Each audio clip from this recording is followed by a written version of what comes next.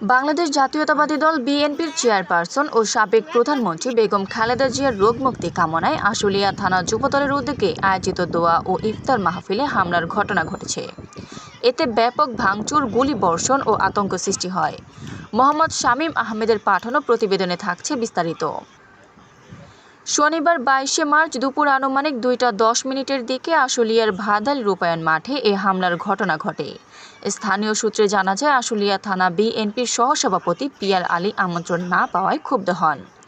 এরপর তিনি তার অনুসারী ধামসোনা ইউনিয়ন বিএনপি নেতা ইদ্রিস আলী সহ 25-30 জনের একটি দল নিয়ে দেশীয় অস্ত্রসহ ইফতার মাহফিলে হামলা চালায়।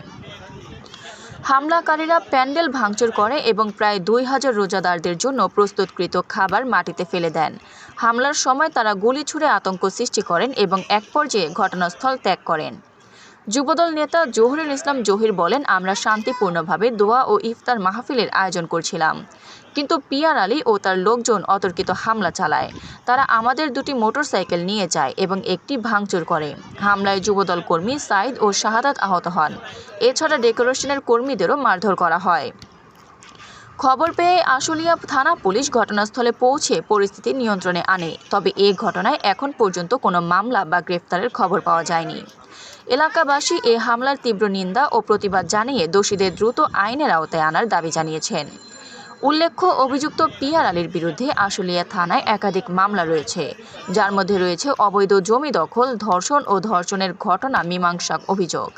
এ বিষয়ে আশুলিয়া থানার তদন্ত কর্মকর্তা কামাল হোসেন জানান, খবর পাওয়ার পরপরই ঘটনাস্থলে পুলিশ পাঠানো হয়েছে। তবে এখন পর্যন্ত লিখিত কোনো অভিযোগ পাওয়া যায়নি। অভিযোগ পেলে দোষীদের বিরুদ্ধে আইনানুগ ব্যবস্থা নেওয়া হবে।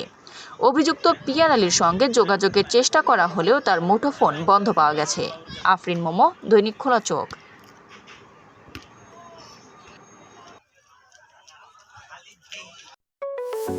আপনার স্বপ্নের যাত্রা হোক ফ্লাই ইনফিনিটির সাথে।